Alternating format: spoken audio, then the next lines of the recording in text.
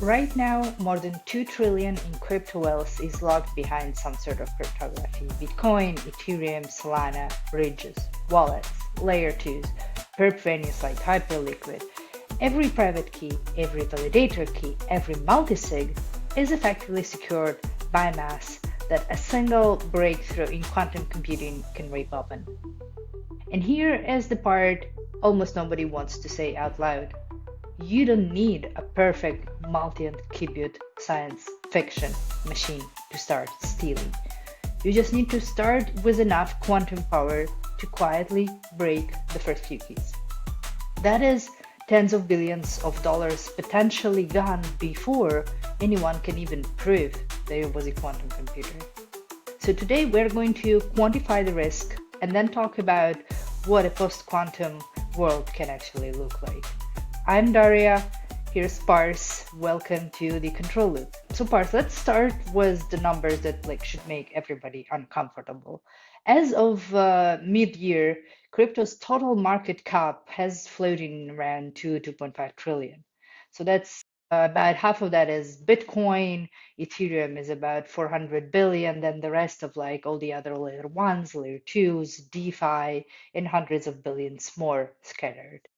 If a quantum attacker can start breaking keys in the system, how much money is actually at risk? Can you put a number on it? Sure, Daria. I think I'll be very honest in this and it'll break down into between Bitcoin and Ethereum, POS and everything because so far what we have, heard in news is all about BTC, but that's not the only asset, and we all know, and which you have, rightly pointed out. So what we have is Bitcoin exposed balances are there. Several blockchain analyzers that estimate that millions of BTC are already sitting in outputs where the public key is visible.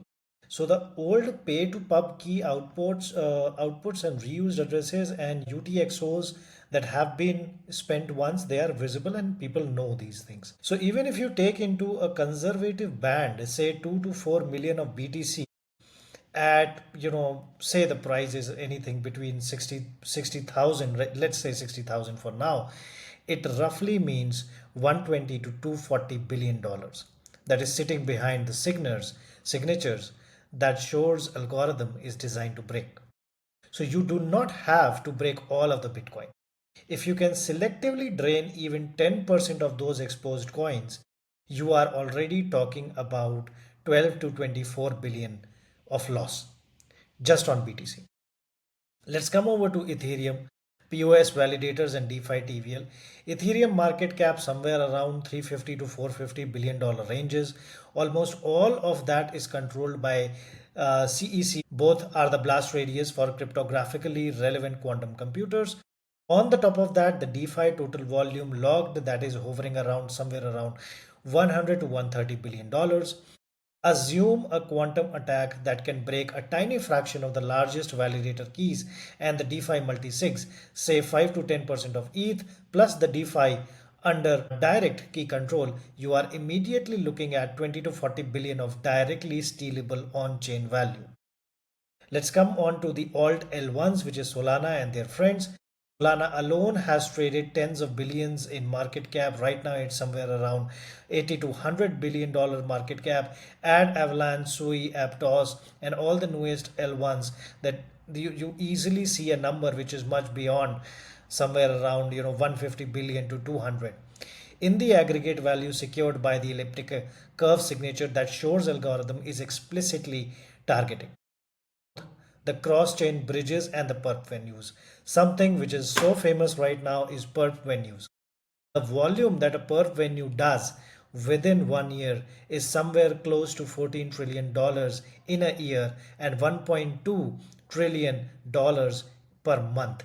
The revenue that these perp venues are making is somewhere close to $1 billion per month.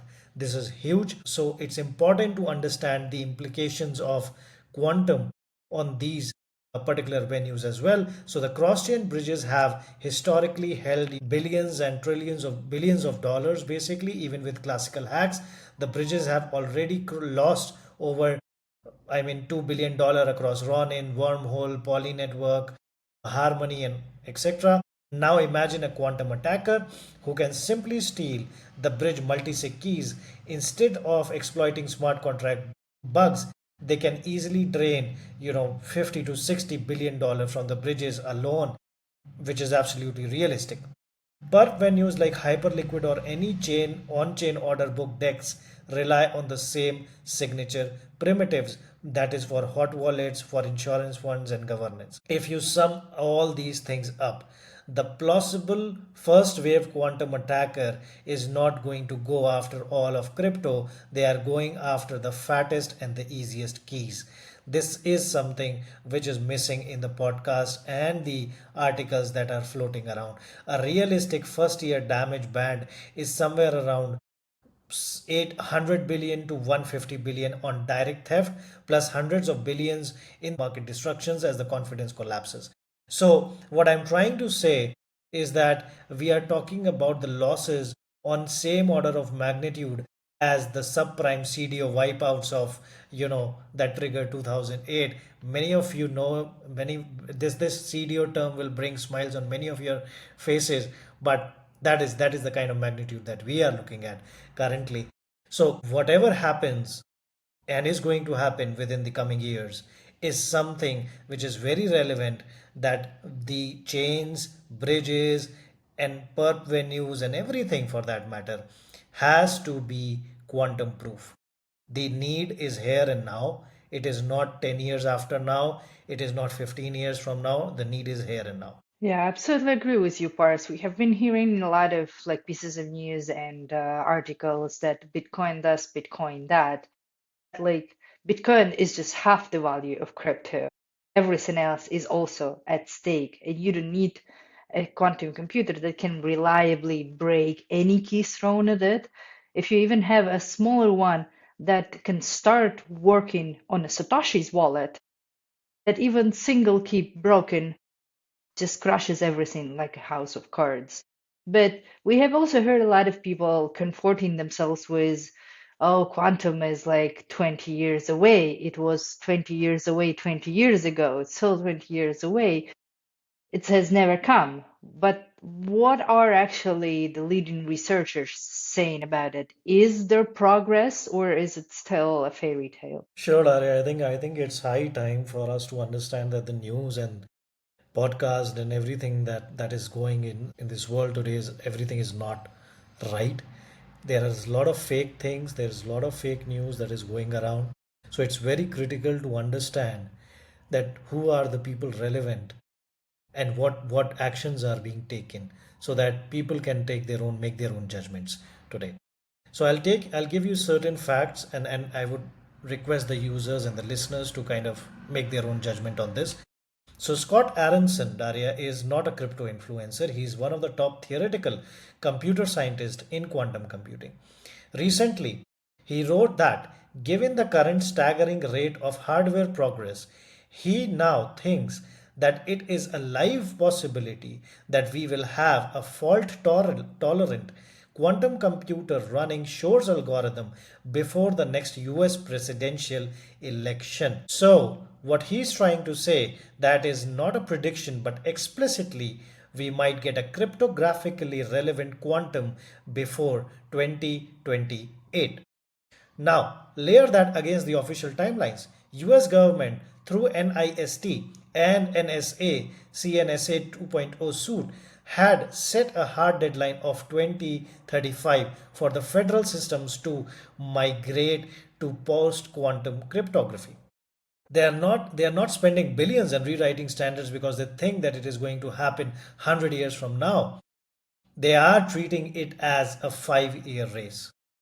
And then comes, the key point where almost nobody in the Bitcoin only debates is wants to admit, is that you do not need a full scale one click Q-day machine to start stealing. If you have a quantum system that can break one 256-bit ECDSA key every few hours or days, or break slightly weaker curves used in older wallets, or break one bridge multi-sig key per week, you are already printing money. You are stealing 100 to 500 million dollars from BTC and ETH whale, you can drain 1 billion to 5 billion bridge in a weekend and repeat this process. At 1 to 2 billion per month, you can siphon 12 billions to 424 billion per year, while everyone blames another smart contract bug or another Lazarus style hack, and there will be no single Q day candle on the chart. So there will be a slow,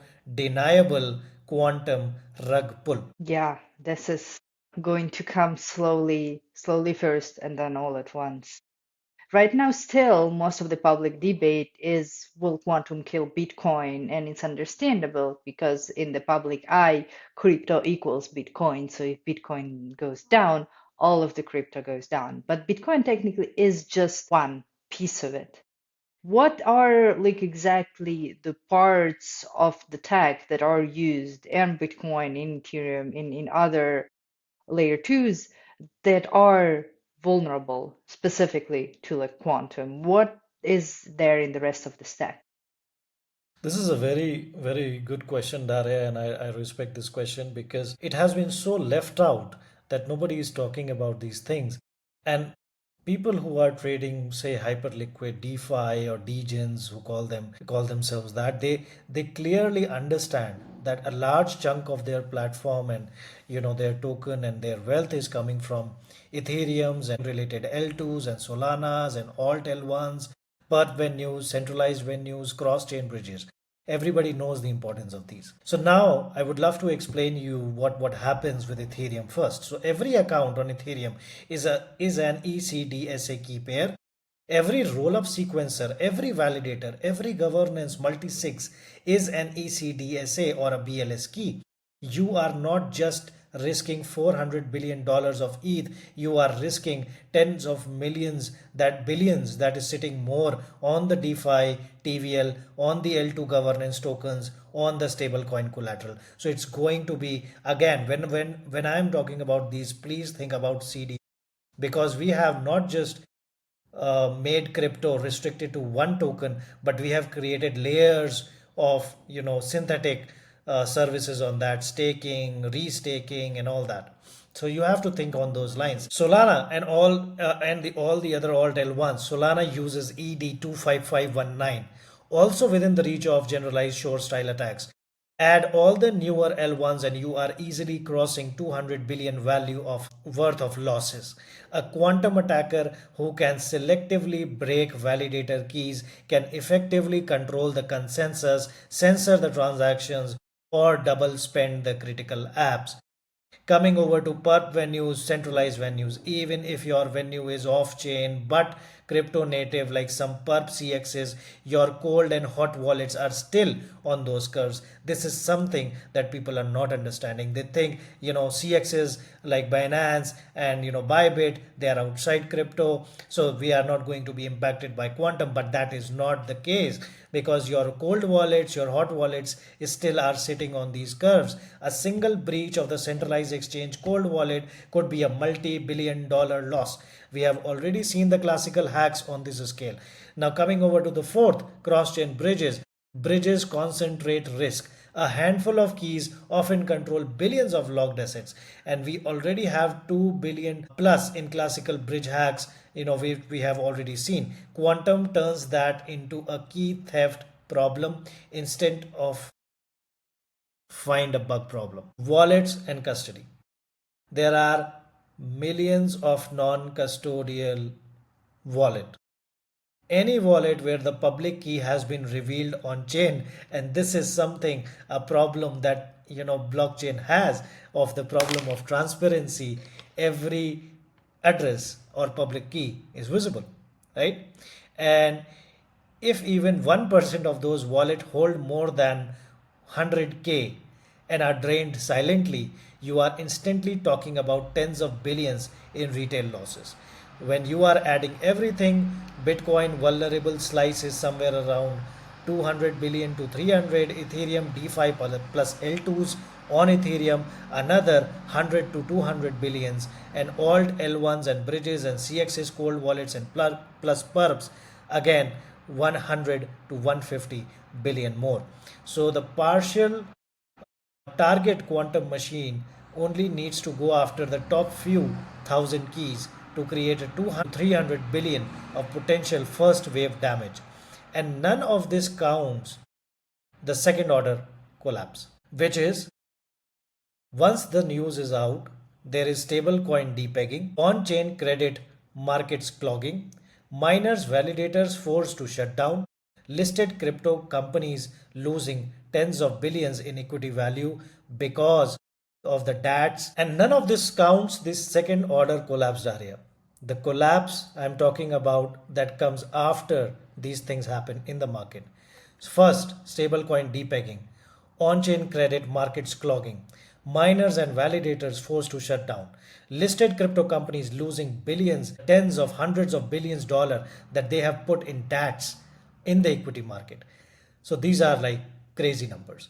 And this, if somebody is not paying attention to quantum, I think this is high time and enough numbers for him or her to kind of pay attention to this. Wow, thank you, Boris. Yeah, like the second order effects of these numbers are like way more of anything that's sitting in Bitcoin. There's like markets of derivatives and on top and on top and on top of all of that, and all of that's potentially going down. I think when now we have established the amount of danger, we absolutely have to do the next episodes on like what can be done to fix it, what it is that the United States are working on with Nest. Can this be applicable to crypto? And like, is there any salvation or is crypto completely down? I think I'll be looking at the next episode where I will request the users to watch because that is where we are disclosing how EternaX is actually solved and to a larger extent already solved and is solving for the quantum problem and the how we are making our chain quantum safe, and that's the one central effort point that we want to make because we are in the business of crypto. Obviously, we don't want people to lose their crypto, be it Bitcoin, Ethereum, whatever. There is a chain that is us, EternaX, on which their crypto is safe and will remain safe in the future and beyond. So that is something that we'll bring up in the second part of this episode. But thanks to all the users for listening this episode. I think this is more of numbers, more of fears. Basically, it was important for people to understand the gravity. Yes, and the fact that you are not gonna need the machine that can do any keys in seconds to do that. You need the one that can do it even in a week, in a month, or even in a year, instead of millions of years that we have assumed so far. So anything that touches crypto, but also the internet on its own, the HTTPS is also vulnerable to quantum. Anything like that is. So stay tuned for the next episode of the Control Loop and thank you, Parthh, for the numbers. And we're going to be talking fixes next time. Thank you. Thank you.